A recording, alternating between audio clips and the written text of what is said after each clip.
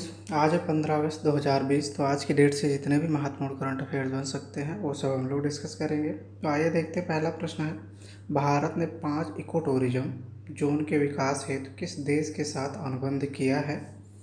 Option C सही होगा इसका, मालदीव के साथ।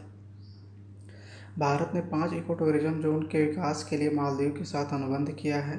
इसे द्वीप राष्ट्र के अडू एटोल में विकसित किया जाएगा। ये इको टूरिज्म जोन अनुदान परियोजनाओं का हिस्सा है जिन्हें उच्च प्रभाव सामुदायिक विकास परियोजना के तहत कार्यान्वित किया जा रहा है। इसमें मालदीव को 5.5 मिलियन अमेरिकी डॉलर की कुल अनुदान सहायता शामिल है। इको टूरिज्म को प्राकृतिक क्षेत्रों के लिए जिम्मेदार यात्रा के रूप में परिभाषित किया गया है, जो पर्यावरण का संरक्षण करता है, स्थानीय लोगों की भलाई का समर्थन करता है और इसमें व्याख्या और शिक्षा शामिल है। आगे बढ़ने से पहले जो भी मित्र हमारे चैनल पर नए हैं वो चैनल को सब्सक्राइब अवश्य कर लें, जिससे आगे आने वाले सारे महत्वपूर्ण वीडियो आप तक पहुंचते रहें। दूसरा प्रश्न, निम्न में से किस राज्य का नगर निगम सही निवासियों को वन अधिकार पत्र प्रदान करने वाला पहला राज्य बन गया है? ऑप्शन बी सही होगा इसका, छत्तीसगढ़। छत्तीसगढ़ का जगदलपुर नगर निगम शहरी निवासियों को वन अधिकार पत्रक प्रदान करने वाला पहला राज्य बन गया है। यह वन भूमि अधिकार पत्रक प्रदान करने वाला भारत का पहला नगर निगम है। वन अधिकार अधिनियम में शहरी क्षेत्रों के वन भूमि में पात्र वनवासियों को वन भूमि पट्टे आवंटित करने का प्रावधान है। विश्व आदिवासी दिवस पर इसकी घोषणा की गई है। वन अधिकार अधिनियम के बारे में यह वनों के अधिकारों और वन निवास अनुसूचित जनजातियों और अन्य पारंपरिक वनवासियों में वन भूमि पर कब्जे को पहचानता है, जो पीढ़ियों से ऐसे जंगलों में रह रहे हैं लेकिन जिनके अधिकारों को दर्ज नहीं किया जा सका है। तीसरा प्रश्न, जनजातीय स्वतंत्रता सेनानी संग्रहालय स्थापित कर रहा है कौन? ऑप्शन डी सही होगा इसका, जनजातीय मामलों का मंत्रालय। जनजातीय कार्य मंत्रालय भारत के स्वतंत्रता संग्राम में योगदान देने वाले जनजातीय लोगों को समर्पित जनजातीय स्वतंत्रता सेनानियों के संग्रहालय विकसित कर रहा है। ऐसा 15 अगस्त 2016 को प्रधानमंत्री द्वारा स्वतंत्रता दिवस के अवसर पर जनजातीय स्वतंत्रता सेनानियों के संग्रहालय स्थापित करने की घोषणा के अनुपालन में किया जा रहा है। प्रधानमंत्री ने घोषणा की कि सरकार विभिन्न राज्यों में इस तरह के संग्रहालयों के निर्माण का काम करेगी ताकि आने वाली पीढ़ियों को यह पता चल सके कि बलिदान देने में हमारे आदिवासी कितने आगे थे। ये संग्रहालय इतिहास की उन पगडंडियों का पता लगाएंगे जिन पर चलकर जनजातीय लोगों ने पहाड़ियों और वनों में अपने जीने और इच्छा के अधिकार के लिए लड़ाई लड़ी।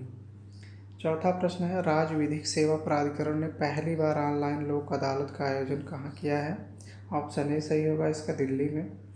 दिल्ली राज्य विधिक सेवा प्राधिकरण ने पहली बार ऑनलाइन लोक अदालत का आयोजन किया। इसे दिल्ली उच्च न्यायालय के मुख्य न्यायाधीश न्यायमूर्ति धीरू भाई नारायण भाई पटेल के मार्गदर्शन में आयोजित किया गया था। इस ई लोक अदालत में SAMA से तकनीकी सहायता प्रदान करके मोटर दुर्घटना दावा अधिकरण, विवादों, नागरिक वसूली के मामले, विद्युत अधिनियम के मामलों को सुलझाया गया। SAMA एक ऑनलाइन विवाद समाधान मंच है जिसे वीडियो कॉन्फ्रेंसिंग के माध्यम से विवादों को सुलझाने के लिए मान्यता प्राप्त है।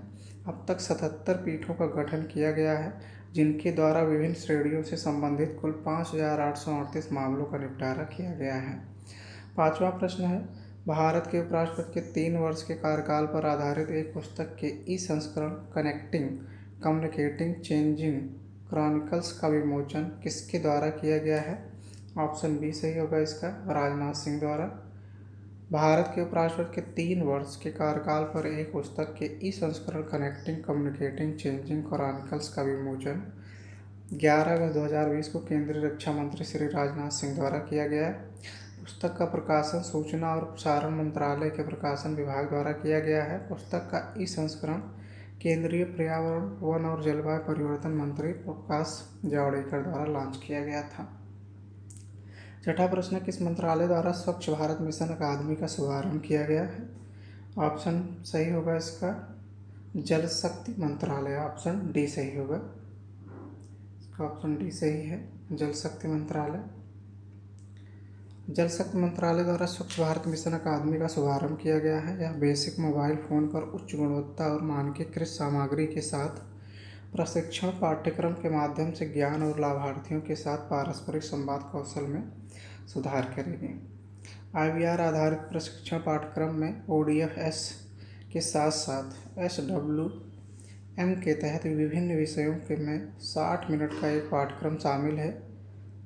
SBM अकादमी पाठ्यक्रम में 4 अध्याय हैं, प्रत्येक में 4 ऑडियो पाठ और अध्याय के अंत में एक बहुविकल्पीय प्रश्नोत्तरी है।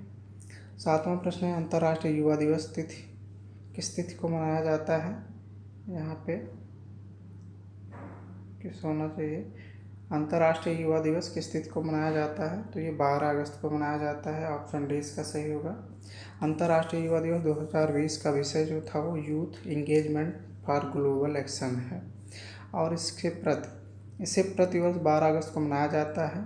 यह दिन युवाओं के लिए सांस्कृतिक और कानूनी मुद्दों के बारे में जागरूकता बढ़ाने के उद्देश्य से संयुक्त राष्ट्र द्वारा वर्ष 1999 में घोषित किया गया था। यह दिन पहली बार 12 अगस्त 2000 को मनाया गया था और तब से इसे प्रतिवर्ष मनाया जाता है। यह दिन भावी पीढ़ी और दुनिया में परिवर्तन की प्रेरणा शक्ति के रूप में युवाओं के महत्व को दर्शाता है और उजागर करता है। 8वां प्रश्न, कृषि मेघ केंद्र का शुभारंभ किस संगठन द्वारा किया गया? ऑप्शन बी सही होगा, ICAR द्वारा, भारतीय कृषि अनुसंधान परिषद द्वारा। कृषि मेघ एक डेटा रिकवरी केंद्र है जिसे भारतीय कृषि अनुसंधान परिषद ICAR द्वारा लॉन्च किया गया है। केंद्र सरकार के प्रमुख अनुसंधान निकाय भारतीय कृषि अनुसंधान परिषद के कीमती डेटा की सुरक्षा करने में मदद करेगा। केंद्र की स्थापना राष्ट्रीय कृषि उच्च शिक्षा परियोजना के तहत हैदराबाद में राष्ट्रीय कृषि अनुसंधान प्रबंधन अकादमी में की गई है, जिसे विश्व बैंक और सरकार दोनों द्वारा वित्त पोषित किया जाता है। वर्तमान में ICAR का मुख्य डेटा सेंटर नई दिल्ली में भारतीय कृषि सांख्यिकी अनुसंधान संस्थान में है। 9वां प्रश्न है, वाल्टर रोजर मार्टोस रूइज किस देश के नए प्रधानमंत्री नियुक्त किए गए हैं? ऑप्शन ए सही होगा, पेरू के पूर्व रक्षा मंत्री और सेवानिवृत्त सेनाध्यक्ष वाल्टर रोजर मार्टोस रूइज को राष्ट्रपति मार्टिन विज़कार्रा द्वारा पेरू का नया प्रधानमंत्री बनाया गया है। वाल्टर मार्टोस पूर्व प्रधानमंत्री पेड्रो एल्वारो कैट्रियानो वेलिडो की जगह लेंगे। नई नियुक्त एक कैबिनेट फेरबदल का एक हिस्सा है जिसमें अटॉर्नी लुइस इंचिसाटे को ऊर्जा और खान मंत्रालय के प्रमुख के रूप में भी नियुक्त किया गया है। 10वां अंतिम प्रश्न है, कोविड-19 की वैक्सीन पंजीकृत करने वाला दुनिया का पहला देश कौन बना है? ऑप्शन सी सही होगा, रूस कोविड-19 वैक्सीन पंजीकृत और विनियामक अनुमोदन प्रदान करने वाला पहला देश बन गया है। वैक्सीन का नाम स्पुतनिक V दिया है जो रूस के पहले उपग्रह के नाम पर संदर्भित है। इसे 1957 में रूस द्वारा पृथ्वी की निचली कक्षा में लॉन्च किया गया था।